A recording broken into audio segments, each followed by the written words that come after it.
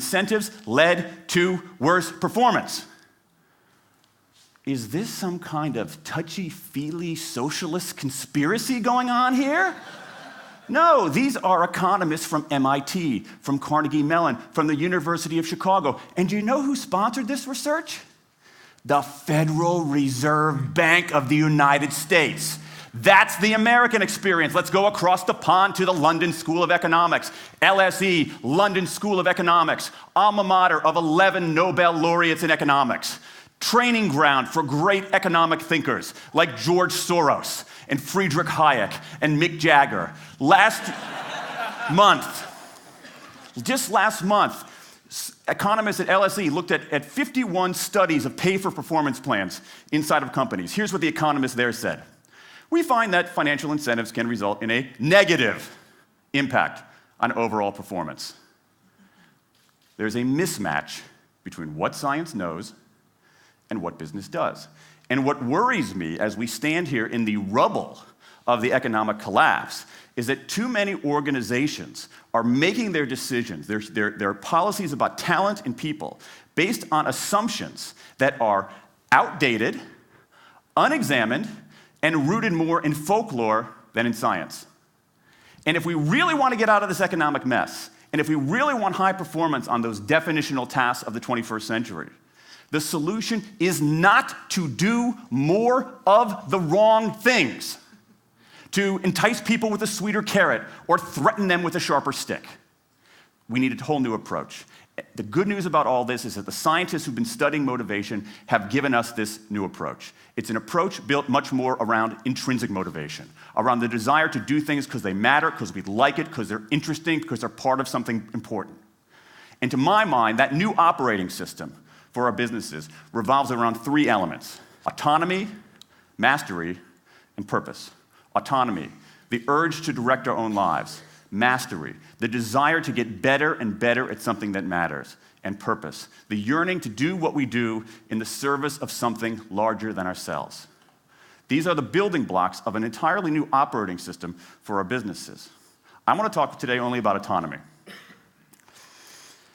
In 20th century, we came up with this idea of management. Management did not emanate from nature. Okay? Management isn't, it's not a tree, it's a television set. Okay? Somebody invented it. And it doesn't mean it's going to work forever. Management is great. Traditional notions of management are great if you want compliance. But if you want engagement, self-direction works better. Let me give you some examples of some kind of radical notions of self-direction. And what this means, you don't see a lot of it, but you see the first stirrings of something really interesting going on. Because what it means is, it means paying people adequately and fairly, absolutely. Getting the issue of money off the table, and then giving people lots of autonomy. Let me give you some examples. How many of you have heard of the company Atlassian? Okay, looks like less than half.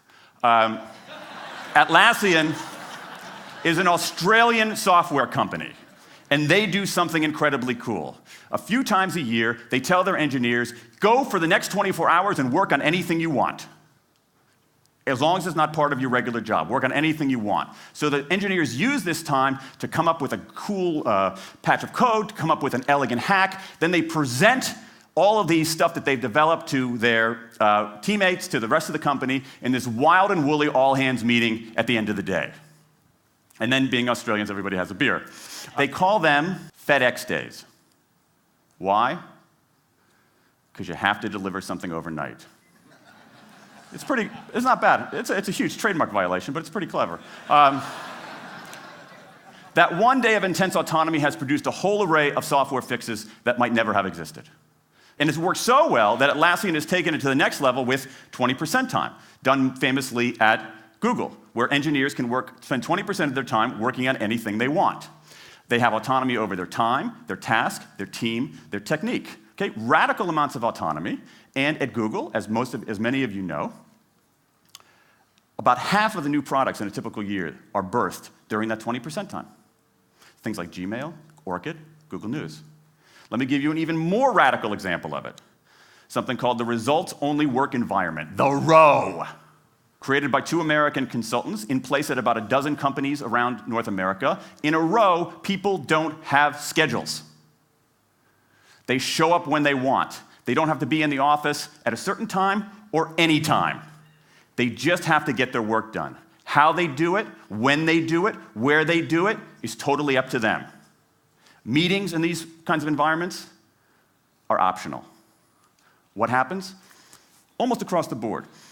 Productivity goes up, worker engagement goes up, worker satisfaction goes up, turnover goes down.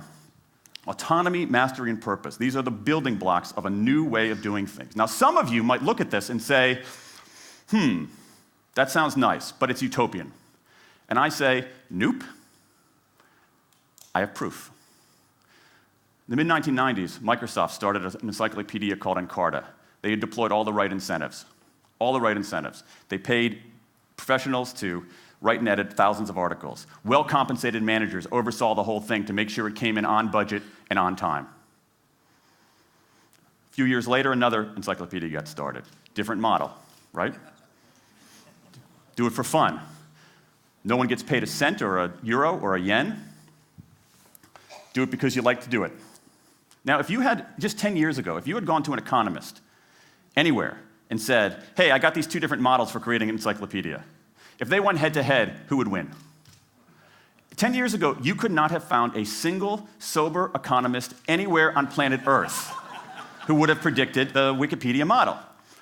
This is the titanic battle between these two approaches. This is the Ali Frazier of motivation, right? This is the thriller in Manila, all right? Intrinsic motivators versus extrinsic motivators. Autonomy, mastery, and purpose versus carrots and sticks. And who wins? Intrinsic motivation, autonomy, mastery, and purpose in a knockout. Let me wrap up. There's a mismatch between what science knows and what business does. And here's what science knows. 1. Those 20th century rewards, those motivators we think are the natural part of business, do work, but only in a surprisingly narrow band of circumstances.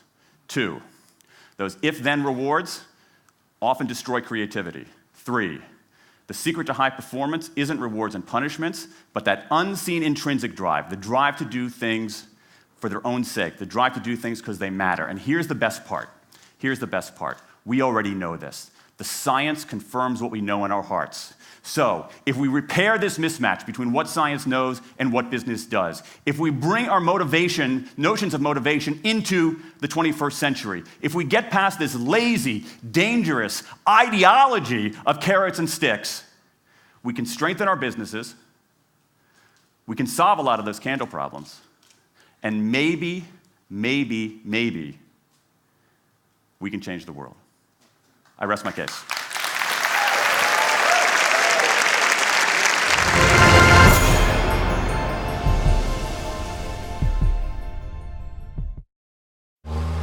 Traffic is a global epidemic.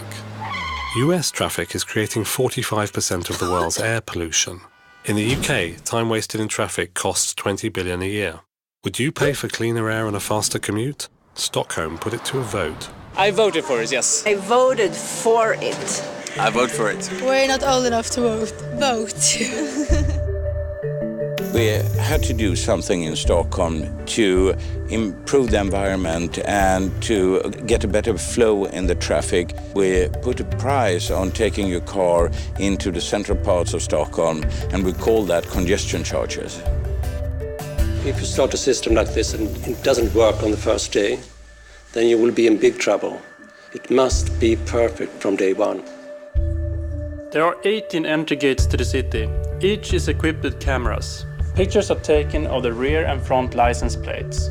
These pictures are sent to a central system that identifies the license plates and makes sure that the right person pays for the right passages.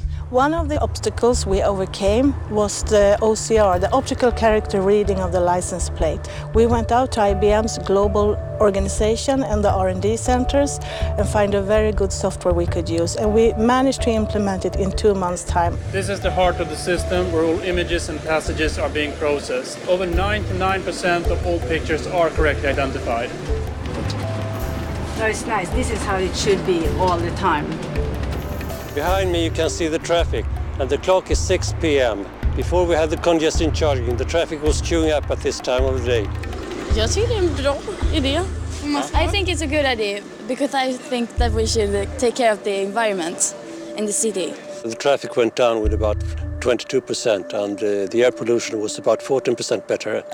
It's a huge international interest from different parts of the world, from the United States, from Latin America, from China, and it's really a pleasure to tell people not what we are planning to do, but what we actually have done in Stockholm. I voted for it, yes I did. Not my husband, so but I did. I think he is not thinking like me for the future. I'm thinking for the children and the grandchildren.